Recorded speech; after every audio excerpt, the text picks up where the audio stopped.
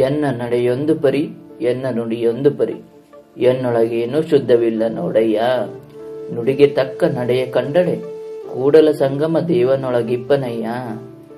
ಬಸವಣ್ಣನವರು ನುಡಿದಂತೆ ನಡೆಯಬೇಕು ಎಂಬ ಸ್ಪಷ್ಟ ಸಂದೇಶವನ್ನೊಳಗೊಂಡಂತೆ ಈ ವಚನವನ್ನ ಹೇಳಿದ್ದಾರೆ.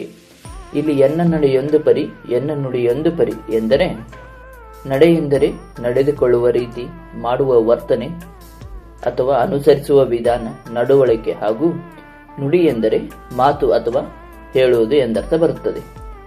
ಈ ಜಗತ್ತಿನಲ್ಲಿ ಪ್ರತಿಯೊಬ್ಬರೂ ಹೇಳುವ ಮಾತಿಗೂ ಮತ್ತು ಮಾಡುವ ಕೆಲಸಗಳಿಗೂ ಅಥವಾ ವರ್ತನೆಗೂ ಯಾವುದೇ ಹೊಂದಾಣಿಕೆ ಇರುವುದಿಲ್ಲ. ಹೇಳುವುದು ಆಚಾರ, ಮಾಡುವುದು ಅನಾಚಾರವೆಂಬಂತೆ ಇತರರಿಗೆ ಒಳ್ಳೆಯ ಬುದ್ಧಿ ಮಾತುಗಳನ್ನು, ಜೀವನದ ಮೌಲ್ಯಗಳನ್ನು ಹೇಳುತ್ತಿರುತ್ತಾರೆ. ಆದರೆ ಸ್ವತಃ ಅವರೇ ಅವುಗಳನ್ನು ಅನುಸರಿಸುತ್ತಿರುವುದಿಲ್ಲ. ಇತರರಿಗೆ ಏನಾದರೂ ಹೇಳುವ ಮೊದಲು ಅದನ್ನು ಅನುಸರಿಸುತ್ತಿರಬೇಕು. ಅಂದಾಗ ಮಾತ್ರ ನಾವು ಅದನ್ನು ಇತರರಿಗೆ ಹೇಳಲು ಯೋಗ್ಯರು. ಆದ್ದರಿಂದ ಇಲ್ಲಿ ಬಸವಣ್ಣನವರು ನನ್ನ ನಡವಳಿಕೆ, ವರ್ತನೆ ಅಥವಾ ಮಾಡುವ ಕೆಲಸಗಳು ಒಂದು ರೀತಿ, ನಾನು ಆಡುವ ಅಥವಾ ಹೇಳುವ ಮಾತುಗಳು ಒಂದು ರೀತಿ, ಅವುಗಳಲ್ಲಿ ಯಾವುದೇ ಸಾಮ್ಯತೆ ಇಲ್ಲ.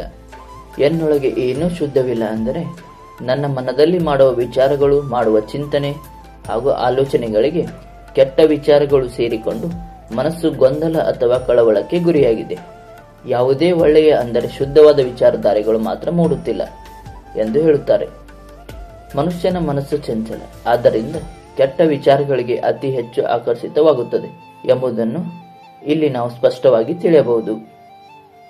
ಆದ್ದರಿಂದ ಒಳ್ಳೆಯ ವಿಚಾರಗಳನ್ನು ವೃದ್ಧಿಸಿಕೊಂಡು ನಮ್ಮ ಚಂಚಲ ಮನಸ್ಸನ್ನು ಹತೋಟಿಗೆ ಅಂದರೆ ನಿಯಂತ್ರಣಕ್ಕೆ ತೆಗೆದುಕೊಳ್ಳಬೇಕು. ಹಾಗಾದರೆ ಒಳ್ಳೆಯ ವಿಚಾರ ಮತ್ತು ಕೆಟ್ಟ ವಿಚಾರಗಳೆಂದರೆ ಯಾವುವು? ಮೊದಲಿಗೆ ಕೆಟ್ಟ ವಿಚಾರಗಳು ಅಂದರೆ ಎಲ್ಲರೂ ತಿಳಿದಂತೆ ಕಾಮ, ಕ್ರೋಧ, ಮದ, ಮೋಹ, ಮತ್ಸರ, ಸುಳ್ಳು ಹೇಳುವುದು, ವಂಚನೆ, ದರೋಡೆ ಮುಂತಾದ ಕಾನೂನು ಬಾಹಿರ ಕೃತ್ಯಗಳು ಹಾಗೂ ದುಶ್ಚಟಗಳು ಮತ್ತು ಬೇಡವಾದ ವಿಷಯಗಳಲ್ಲಿ ಮೂಗು ತುರಿಸುವುದು ಮುಂತಾದವು.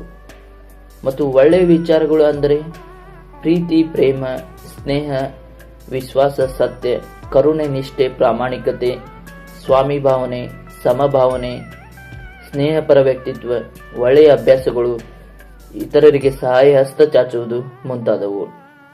ಮುಂದುವರಿಯುತ್ತಾ, ನುಡಿಗೆ ತಕ್ಕ ನಡೆಯನ್ನು ಕಂಡರೆ ದೇವರು ಅವರನ್ನು ಮೆಚ್ಚುತ್ತಾರೆ. ಅಂದರೆ ಕೆಟ್ಟ ಮಾತುಗಳನ್ನಾಡಿ ಕೆಟ್ಟ ವರ್ತನೆ ತೋರುವುದಲ್ಲ, ಬದಲಾಗಿ ವ್ಯಕ್ತಿಯು ಆಡುವ ಒಳ್ಳೆಯ ಮಾತಿಗೆ ತಕ್ಕಂತೆ ಒಳ್ಳೆಯ ಕೆಲಸವನ್ನು ಮಾಡಿದರೆ ಅಂಥವರನ್ನು ದೇವರು ಮೆಚ್ಚಿಕೊಳ್ಳುತ್ತಾರೆ ಎಂದು ಬಸವಣ್ಣನವರು ಈ ವಚನದಲ್ಲಿ ತಿಳಿಸಿದ್ದಾರೆ.